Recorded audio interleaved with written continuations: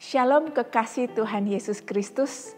Hari ini saya akan berbicara tentang kita terpanggil untuk menjadi alatnya. Kita semua sebagai murid Kristus dipanggil untuk menjadi alat di dalam Tuhan Yesus. Firman Tuhan di dalam Lukas pasal 19 ayat 1-10 kisah tentang Sakeus. Saya akan membacakan buat Bapak Ibu Saudara-saudari sekalian. Yesus masuk ke kota Yeriko dan berjalan terus melintasi kota itu. Di situ ada seorang bernama Sakeus, kepala pemungut cukai, dan ia seorang yang kaya. Ia berusaha untuk melihat orang apakah Yesus itu. Tetapi ia tidak berhasil karena orang banyak, sebab badannya pendek. Maka berlari ia mendahului orang banyak, lalu memanjat pohon ara untuk melihat Yesus yang akan lewat di situ. Ketika Yesus sampai di tempat itu, ia melihat ke atas dan berkata, "Sakeus, segeralah turun, sebab hari ini aku harus menumpang di rumahmu." Lalu Sakeus segera turun dan menerima Yesus dengan sukacita. Tetapi semua orang melihat hal itu bersungut-sungut. Katanya, ia menumpang di rumah orang berdosa. Tetapi Sakeus berdiri dan berkata kepada Tuhan, "Tuhan, setengah dari milikku akan kuberikan kepada orang miskin. Dan sekiranya ada sesuatu yang kuperas dari seseorang akan kukembalikan 4 kali lipat." Kata Yesus kepadanya, "Hari ini telah terjadi keselamatan kepada rumah ini, karena orang ini pun anak Abraham. Sebab anak manusia datang untuk mencari dan menyelamatkan yang hilang." Amin. Kita semua terpanggil untuk menjadi alatnya. Kita lihat bagaimana Tuhan Yesus hidup dengan cara yang sangat efektif pada saat Tuhan Yesus melayani di dunia ini. Kita ini dipanggil bukan untuk hidup bagi diri sendiri, tapi Tuhan ingin benar-benar kita menjadi alatnya. Peristiwa Sakeus di mana Tuhan Yesus berkeputusan untuk datang menemui Sakeus di Yeriko. Dengan sengaja Tuhan Yesus sudah menetapkan bahwa Tuhan mau mengunjungi Sakeus. Orang banyak berbondong-bondong mengikuti Tuhan Yesus. Dan Sakeus ini sudah pernah dengar tentang Tuhan Yesus karena Tuhan Yesus menyembuhkan Bartimeus. Bartimeus orang Yeriko. Dan juga Sakeus ini penasaran karena Tuhan Yesus punya seorang murid yaitu Matius. Dia adalah seorang pemungut cukai. Oleh karena itu, karena dia merasa penasaran, maka Sakeus yang badannya pendek, agak gemuk, dia berlari dengan sangat cepat untuk naik ke pohon sikamor untuk melihat orang apakah Tuhan Yesus itu. Dan ketika sampai di titik di mana Sakeus itu ada di pohon, Tuhan Yesus melihat ke atas dan berkata, "Sakeus, segeralah turun, aku harus menumpang di rumahmu." Sakeus kaget, dia segera turun menerima Tuhan di rumahnya dengan penuh sukacita. Dan Sakeus orangnya adalah orang yang sangat gesit, tegas, dia seorang yang sangat keras. Karena dia bekerja kepada pemerintahan Romawi dan pekerjaannya adalah pemungut cukai. Dia diangkat menjadi kepala pemungut cukai. Jadi dia mengambil cukai atau dia mengambil dan memungut pajak lebih daripada yang ditargetkan. Kalau pemerintahan Romawi menargetkan jumlah tertentu, maka dia legal menaikkan dengan apa yang dia inginkan. Pendapatan seberapa yang dia inginkan, dia akan menaikkan setinggi-tingginya dan memeras uang banyak orang. Dan pajak waktu itu amat sangat ketat sehingga orang-orang Yahudi marah dengan sikap Sakeus. Karena Sakeus ini dengan secara mata duitan mengumpulkan harta benda, mengumpulkan pajak dengan cara yang kejam. Jadi dia nggak disukai. Sakeus adalah seorang yang tertolak, seorang yang dibenci. Ada pemungut cukai yang lain yang merupakan anggotanya atau bawahannya kumpul karena mereka punya kepentingan. Dia tidak punya sahabat sejati. Semua yang dekat dengan Sakeus mereka ada maunya. Itulah hubungannya Sakeus dengan orang lain. Tetapi ini guru yang sangat terkenal, orang yang sangat dielu-elukan, orang yang sangat luar biasa datang mengunjungi rumahnya. Bagi Sakeus itu adalah sebuah penerimaan yang luar biasa. Tuhan ingin kita meneladani Tuhan Yesus untuk bisa menerima orang lain. Sakeus ini bekerja keras mencari uang karena dia hendak menutup lubang di dalam hatinya. Setiap manusia butuh sahabat, setiap manusia butuh penerimaan. Sakeus bekerja keras, mengejar uang, memakai pakaian bagus demi untuk supaya mendapat pengakuan, mendapat penerimaan. Dia hendak menutup sesuatu yang kosong di dalam hatinya dengan uang.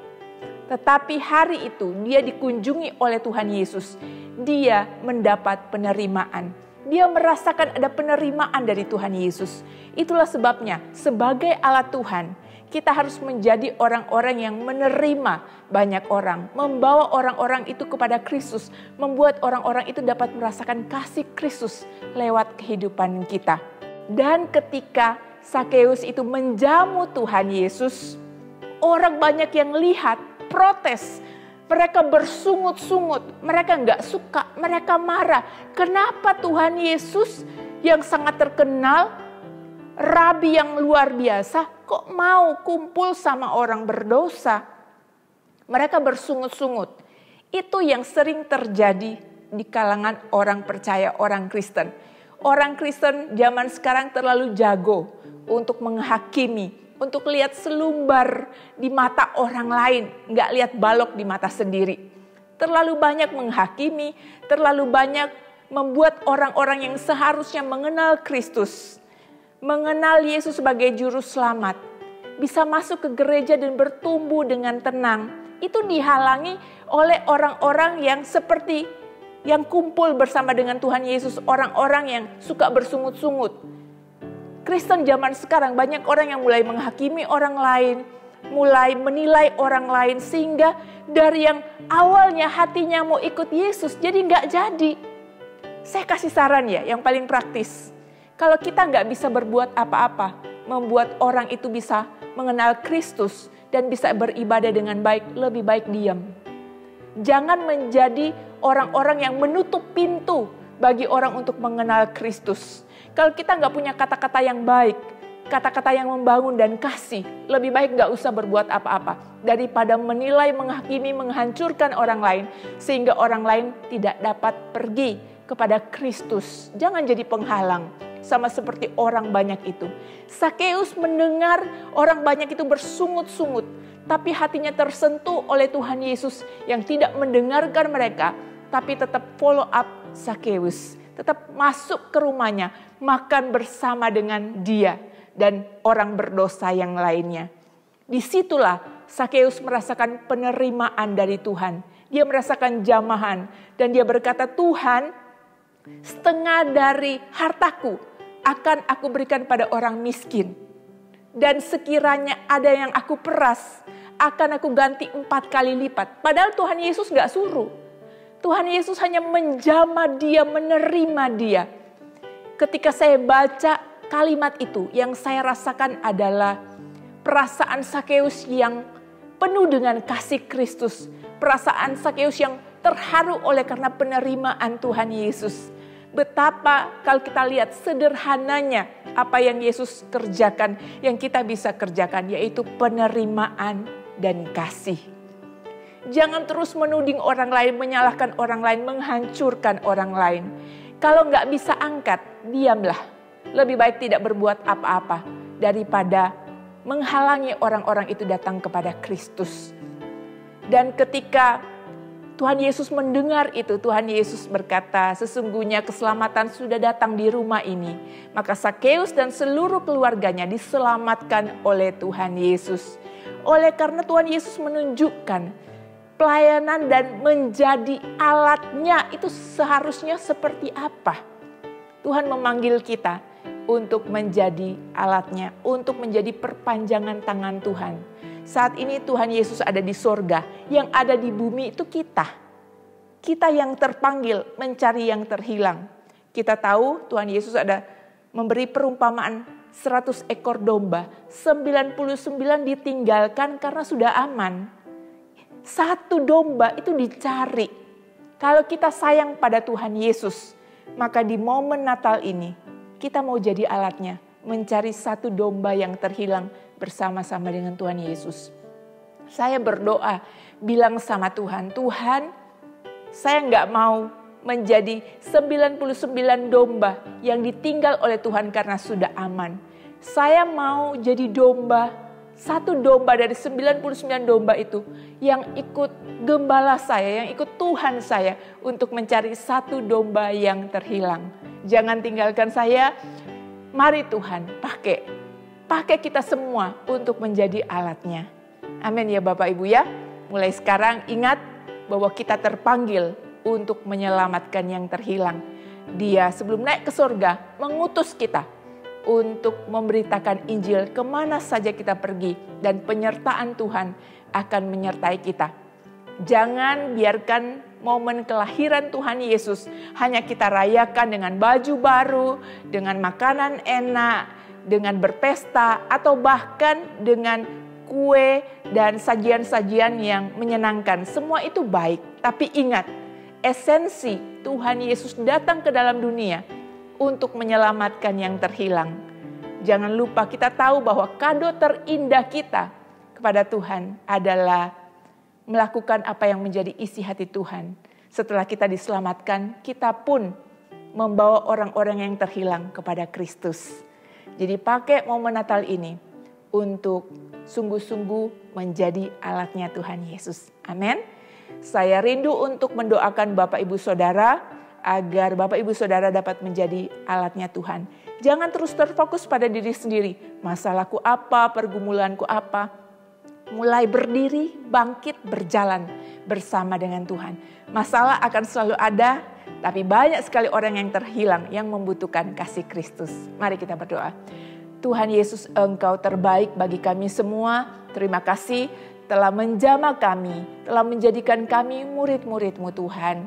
Di hari Natal ini kami berdoa Tuhan, mari pakai kami semua untuk menjadi alat-Mu. Hamba berdoa untuk Bapak Ibu yang mengikuti acara ini Tuhan, bahwa Bapak Ibu semuanya Tuhan, hati kami semuanya untuk rindu dipakai oleh Engkau, untuk rindu menjadi jawaban bagi banyak orang. Dan kami tahu jawabannya hanya satu, yaitu Yesus Kristus Tuhan.